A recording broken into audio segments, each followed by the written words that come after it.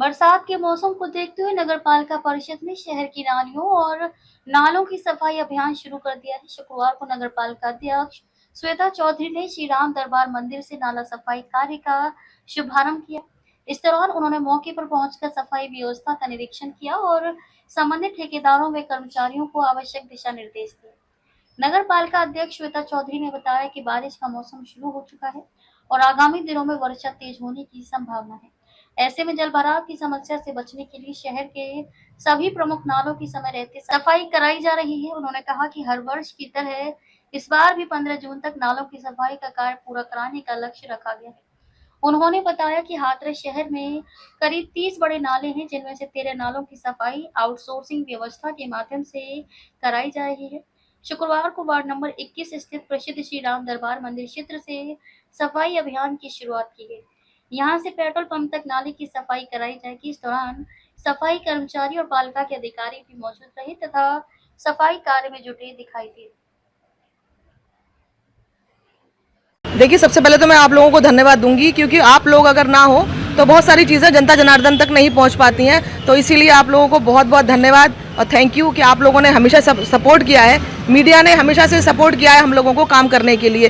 तो जब तक आप लोग नहीं होते हैं तो हमारी बहुत सारी चीज़ें लोगों तक नहीं पहुँच पाती हैं। तो उसी के अंतर्गत, उसी के तहत आपने देखा होगा कि बहुत जल्दी से बारिश का सीजन आने वाला है। वर्षा ऋतु आने में देर नहीं है, बारिश तो शुरू हो गई है, लेकिन जो समय उसका आने वाला है उसको देखते हुए 15 जून तक हम लोगों को अपने नालों की सफाई as it is as usual जैसे हम एवरी ईयर करते हैं उसी तरीके से इस बार भी हम लोगों ने ठेका उठा के जो नालों की साफ़ सफाई का कार्य है उसे तेज़ी से करवाने की पूरी कोशिश कर रहे हैं। तो आज वार्ड नंबर 21 में हमारा बहुत ही फेमस और प्रसिद्ध राम मंदिर है। राम मंदिर से हम लोगों ने नालों की सफाई का कार्य स्टार्ट किया है, जिसमें सभी हमारे सफाई बंधु मित्र जो हैं वो लोग पूर्ण रूप से लगे हुए हैं। अब मैंने इन लोगों को स्ट्रिक्ट आदेश ये भी किए हैं कि वो अपनी किट पहन के ही कार्य को करें। आज हमारा शुभारंभ था नाली सफाई का, तो वो औचक निरीक्षण मेरा यहाँ पे रहा। तो अच्छा लगा देखकर कि तरीके से सफाई व्यवस्था चल रही है और सभी लोग अपने काम को कर रहे हैं। हमारे 30 नाले हैं पूरे हाथरस में लगभग, जिसमें से 13 नालों की सफाई आउटसोर्सिंग के द्वारा करवाई जाती है निविदा प्रक्रिया पूरी होने के बाद।